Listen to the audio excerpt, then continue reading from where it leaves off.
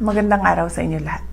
Ngayong araw, ibabahagi ng Office of the Vice President sa inyo ang naging resulta ng taus-pusong serbisyo at katapatan sa bayan sa buong taon ng 2025. Medical and burial assistance. Alam nating malaking hamon ang pagkawala ng pondo para sa ating social services ngayong taon. Ngunit sa bawat krisis na hinaharap ng ating kababayan, kailangan ng gobyerno ng matatag na solusyon. Hindi kami pumayag na maging dahilan ang kakulangan ng budget para maputol ang serbisyo. Sa halip, nakipagtulungan kami sa ibang ahensya ng gobyerno at nagtagumpay na makakuha ng alternatibong pondo.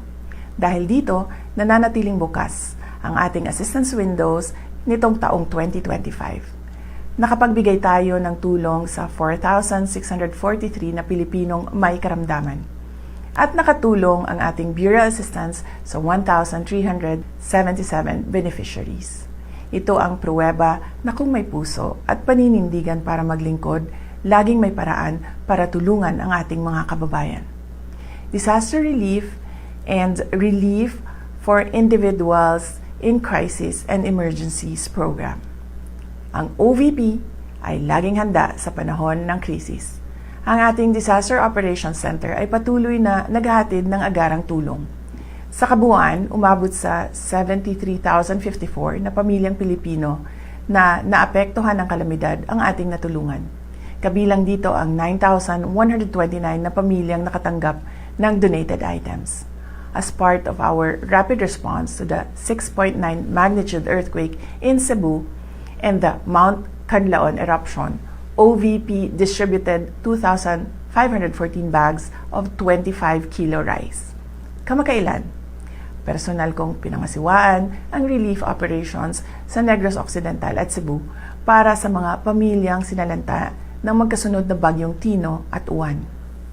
Hindi rin natin kinalimutan ang ating mga bayaning frontliners at rescuers. Ang Kalusugan Food Truck ay nakapagpakain ng 1,866 na volunteers, rescuers at frontliners. Sa pamamagitan ng ating RICE program, nakapaghatid tayo ng kabuang 56,575 bags of rice and essential food items sa mga response zones. Pagbabago 1 Million Learners and Trees campaign. Ang ating pagbabago campaign ay ang ating pamumuhunan sa kinabukasan ng ating bansa. Ngayong taon, nalampasan na natin ang ating target. Nakapagtanim tayo ng higit 1 milyong puno sa buong bansa, 3 years ahead of schedule.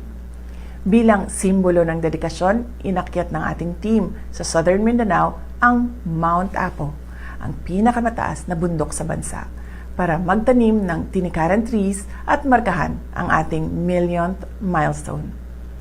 Ang ating Million Learners Campaign naman ay nakapagpamahagi na rin ng 460,272 bags. Direkta itong nakarating sa mga remote areas tulad ng Ubo-Manuvo Indigenous Peoples Learners sa Kidapawan City. Magnegosyo Taday. Ang pag-ahon sa kahirapan ng bawat pamilyang Pilipino ay prioridad natin. Sa pamamagitan ng Magnegosyo Taday, nakapagbigay tayo ng suporta sa kabuuang 15 groups at 2,245 aspiring entrepreneurs ngayong taon. Libreng Sakay Program. Ramdam natin ang bigat ng presyo at bilihin at pamasahe. Kaya napakahalaga ng ating Libreng Sakay Program. Ngayong taon, pinalawak pa natin ang programa kasama na ang Tacloban City kung saan malaking tulong ito sa mga estudyante at pamilya. Ang libreng sakay ay nagbibigay ginhawa sa budget ng mga pamilya upang mapunta ang pera sa pagkain at edukasyon. Mula Enero hanggang Oktubre, ang ating libreng sakay buses ay nakapagsilbi sa 875,176 na commuters nationwide. Accountability and operational excellence. Ang ating determinasyon na maglingkod ay sinasabayan ng dedikasyon sa good governance at operational excellence. Dahil sa ating digitalization efforts, binigyan tayo ng special citation mula sa Development Academy of the Philippines dahil sa ating paperless challenge. Nakapag-save tayo ng mahigit 3.2 milyong sheets of paper. Ito ay patunay ng ating commitment sa efficiency at sa kalikasan. Ito ay bahagi ng ating araw-araw na operasyon.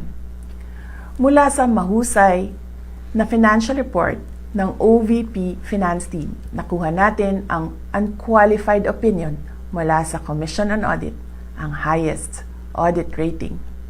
Ito ay malinaw na indikasyon ng ating transparency at fiscal integrity.